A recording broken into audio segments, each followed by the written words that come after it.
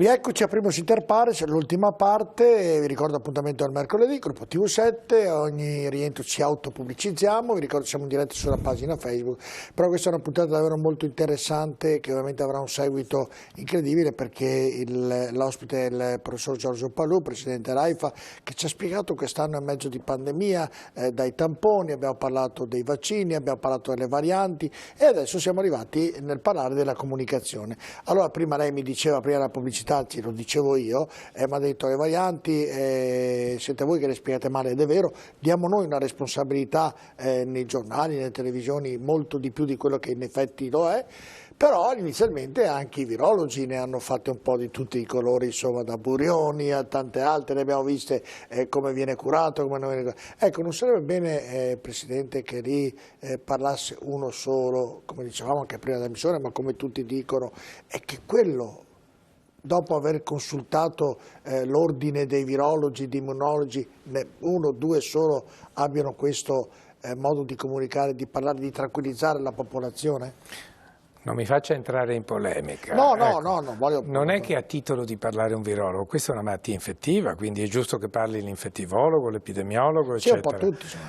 Però ecco, quando io parlo e ho un approccio di tipo propositivo e ho detto che più di parlare degli errori dovremmo dire cosa abbiamo imparato e cosa dovremmo fare in futuro. Ho parlato delle lezioni e dell'opportunità di ricrescita da una calamità. Ho parlato di virologia evoluzionistica, cioè studiare i virus prima che diventino pandemici, quindi nel loro ambiente. Ho parlato di medicina territoriale, di medicina preventiva, di riformare la sanità nel territorio. E la terza grande lezione che dovremmo aver appreso è quella anche di riformare la comunicazione. Solo in Italia si fanno cabaret, si fanno talk show su una materia così seria. Diciamo che all'estero, in Germania, parla un virologo settimanalmente, che è Christian Drosten, che è quello che ha scoperto il virus della SARS nel 2002-2003, un tedesco che veniva da Hong Kong. Nel Regno Unito parla Whitty e Wallace, che sono il capo dei medici, il Chief Medical Advisor o il Scientific Officer. Negli Stati Uniti chi parla l'autorità è Tony Fauci, che è un immunologo, non è neanche un virologo, però parla uno.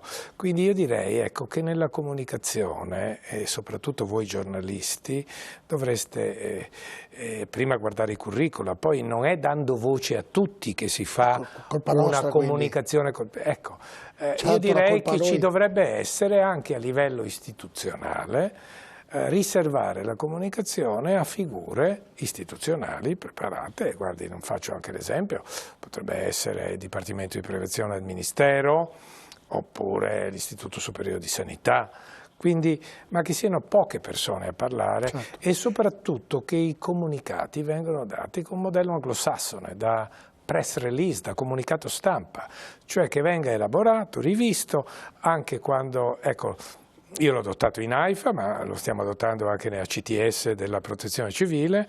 Quando c'è una cosa che sappiamo è sotto l'osservatorio, stimola l'attenzione perché la gente vuol sapere, ecco, è bene uscire in termini scientifici molto chiari, divulgativi, ma che sia un comunicato che è fatto quello oggetto di comunicazione, non un dibattito che mette in polemica le persone.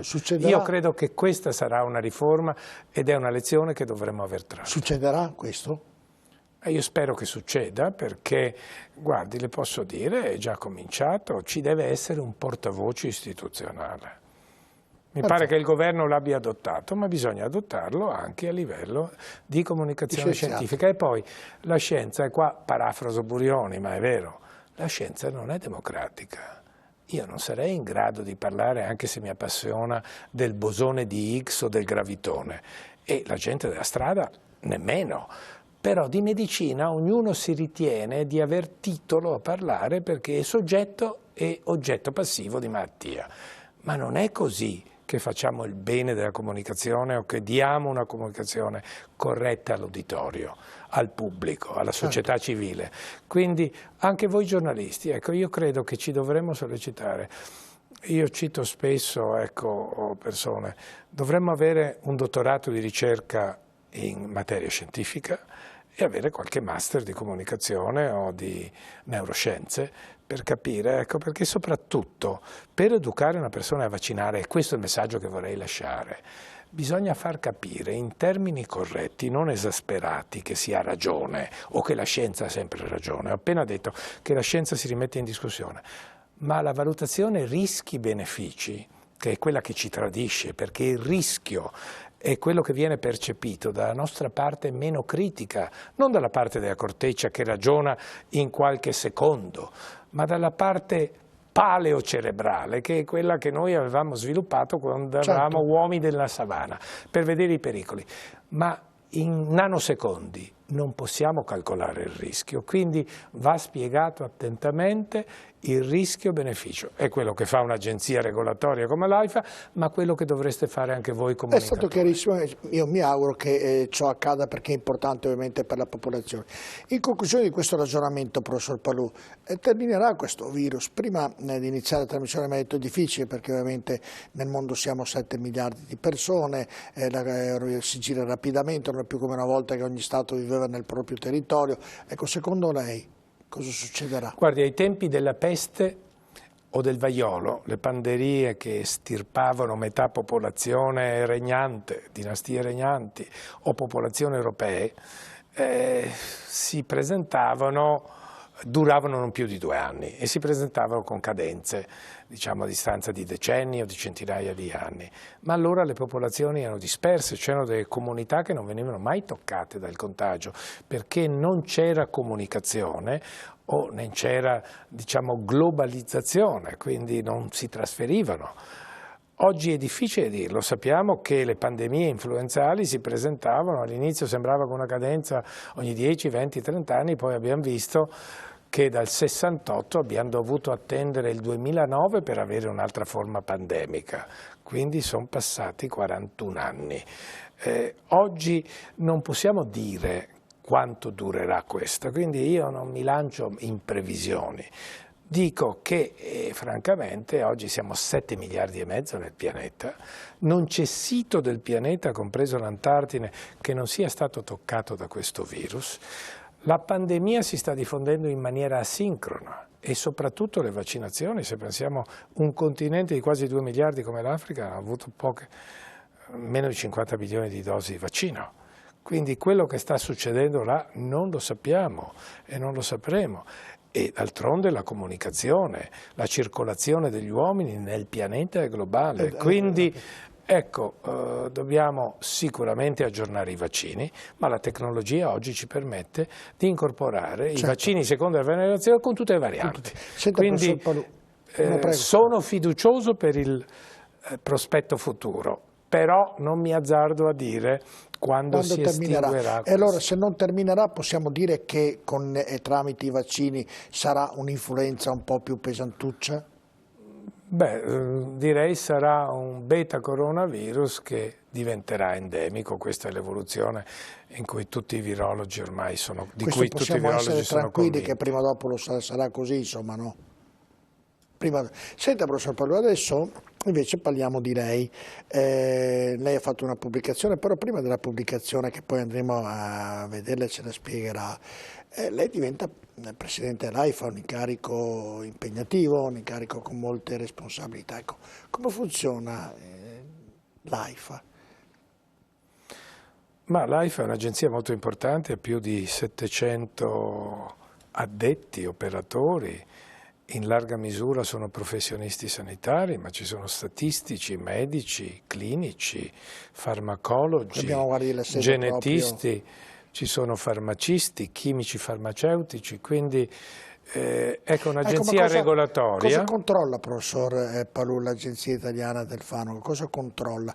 Controlla che il farmaco sia corretto? Cioè, cosa controlla? Io sono ignorante in questo... Beh, dà l'approvazione per l'immissione in commercio di tutti i nuovi farmaci, quindi poi può dare indicazioni che si chiamano on-label, cioè coerenti con quelle dell'Agenzia Europea o dell'FDA, oppure sulla base di studi che vengono pubblicati può dare anche delle autorizzazioni all'immissione in uso clinico off-label, che vuol dire al di fuori di un'indicazione. Può dire, cioè, quel farmaco che era nato per il diabete io lo posso utilizzare anche per un'altra malattia metabolica, oppure un farmaco che è nato per il cancro lo posso utilizzare per, diciamo, le decisioni insomma sulla tipologia per proteggermi dalla maculopatia dell'occhio. Dopo studi ovviamente. Quindi dopo studi, quindi non solo, ma poi si occupa di farmacovigilanza,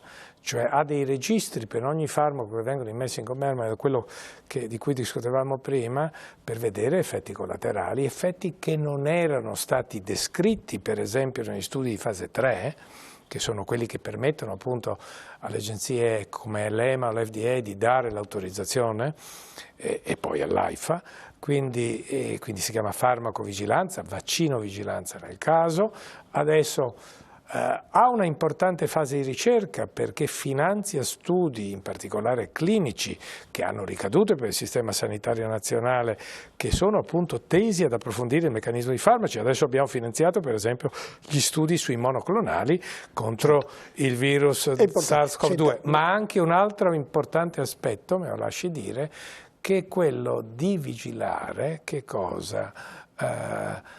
Le farmacie, e soprattutto intendo per farmacie quegli opifici che costruiscono i farmaci, perché oggi i farmaci nuovi, soprattutto quelli innovativi, si basano su cosiddette officine che sono iperprotette, si chiamano GMP, dove si può manipolare virus, batteri, cellule, per renderle infonderle nell'uomo. Professor Palù, sull'AIFA dovremmo fare una volta una trasmissione, perché anche lì dovrete stare attenti, ci sono interessi dove i farmaci ovviamente hanno degli introiti, dunque che lì ci sono degli interessi, bisogna fare un ragionamento più complesso.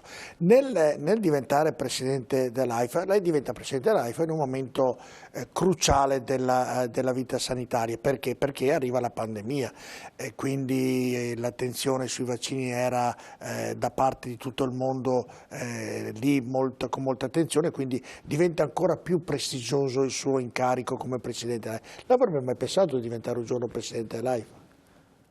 No, non l'avevo pensato, mi ha colto di sorpresa, ma devo dire, ecco, il fatto che io sia dalla società civile, ma soprattutto da tantissimi colleghi e dalle istituzioni, abbia avuto un consenso unanime alle mie indicazioni prima e poi alla mia nomina da parte del Ministro, così questo mi ha fatto piacere perché ha fatto sentire l'utilità della virologia e mi ha fatto sentire responsabile della serietà, ecco, delle operazioni, dei lavori svolti dall'AIFA, mi sento responsabile. Il suo lavoro, professor Giorgio Palù, in tutti questi anni è stato premiato, perché avere questo incarico credo abbia dato una gratificazione importante per quello che si meritava. Dentro di lei, quando gliel'ha detto, ha dormito la notte tranquillamente oppure si è emozionato un po'? Ma guardi, sentire di essere utile per il popolo, per la gente, di dare delle indicazioni, e anche col Ministro Speranza l'accordo è stato che io dovessi intervenire nei media anche per dire le cose in termini rassicuranti e non allarmistiche, ma per dire quelle che sono le cose. Ecco, questo l'ho sentito come un compito, mi è stato affidato, cerco di svolgerlo al meglio delle mie capacità, ma soprattutto, ecco, voglio dire, non mi sono discostato neanche dalla ricerca, perché avevo già e ho avuto il piacere che dei virologi internazionali continuano a coinvolgermi nelle loro indagini, alcune anche sull'origine del virus. E quindi è una cosa che è gratificante. Mi tiene molto attivo. Che la tiene molto attivo.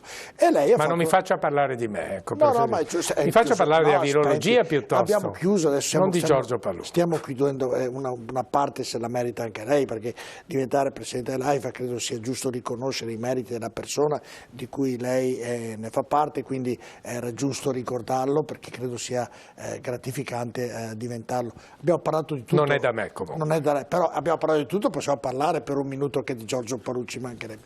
E parliamo di Giorgio Palù perché ha fatto una pubblicazione importante, eccola qui, ce la vuole spiegare? Ecco, il titolo dice già tutto, virosfera, cosa vuol dire? Il mondo dei virus. E il mondo è biologico, quindi I microbi più diffusi nel pianeta. È un viaggio nella virologia. È un viaggio nella virologia, ma dice che cos'è la virologia, spiega che cosa sono i virus, come si studiano i virus, e l'intento era quello di far scoprire alla gente, quindi in termini divulgativi, ecco, comprensibili a tutto, che cosa sono i virus, che cosa sono i virologi.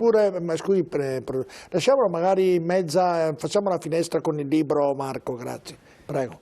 E discutiamo delle grandi scoperte della virologia, quanto la virologia ci sia vicina, quanto i virus alberghino dentro di noi. Ho parlato prima che ne abbiamo a trilioni nel nostro intestino, che infettano i batteri che vivono nel nostro intestino e non sappiamo ancora cosa facciano questi virus, ma sicuramente modulano la risposta immunitaria delle nostre mucose e servono anche a calmierare alcune popolazioni di batteri. Poi i virus li abbiamo iscritti nel nostro genoma. Pensi che il 10% del nostro genoma sono 3 miliardi di mattoncini, di sequenze, di nucleotidi incasellati per oltre 20.000 geni.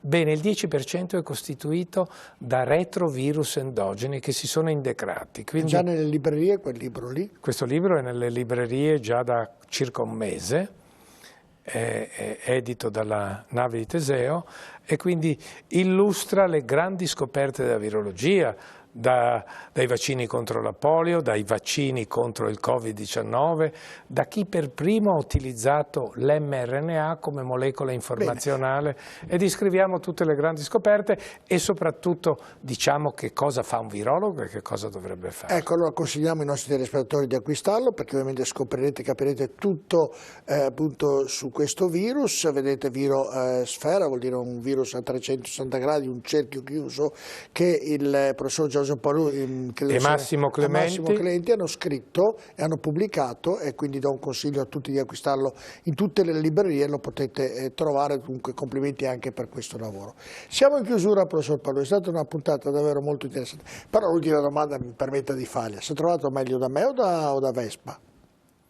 Ma qua mi sembra di essere in casa, sto scherzando, anche perché parlo alla mia gente e quindi ecco, mi sento in un ambiente familiare. Era una battuta con Vespa, ma dico onestamente, ecco, io temo sempre i risvolti della politica, perché la tendenza di un giornalista come Vespa è di trovare dei risvolti, perché quello è il suo mestiere. Dicono che sia un altro Parlamento quello studio lì, e quindi si decidono anche le sorti Però in Italia. sappia che Vespa, io ne ho conosciuti pochi, è una persona molto preparata, è un giornalista molto serio. Allora lei deve sapere, dico, che quando lo rivedrà, lui viene a acquistare, non faccio il nome, i profumi a Padova. In una profumeria di Padova lui viene ad acquistarli, quindi se un giorno lo rivede, quando lo rivedrà glielo può pure dire. Io lo considero un modello come Piero Angela, ecco, certo, che è un giornalista che è veramente un divulgatore scientifico. Ecco, bisognerebbe prendere esempio da Vespa e dai Piero Angela.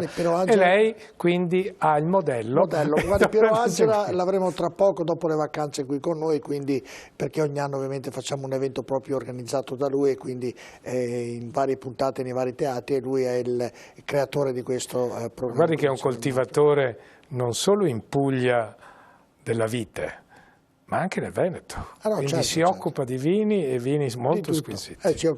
Beh sì, in effetti ha rappresentato i vini con il presidente Zaia e con il presidente della Puglia, quindi in una tenuta che lui è in Puglia. Va bene, in ogni modo era una battuta ovviamente la mia. Ringrazio davvero il professor Giorgio Palù di essere stato con noi, sicuramente è stata una puntata interessante. Grazie a lei. È stata molto ascoltata proprio in virtù di questo virus, che speriamo termini il suo percorso magari nei nostri paraggi, ecco, in Europa, tanto per iniziare. Grazie professor Palù. Grazie. Invece do appuntamento a mercoledì prossimo con un'altra puntata di Primus Inter Pares. Buonanotte.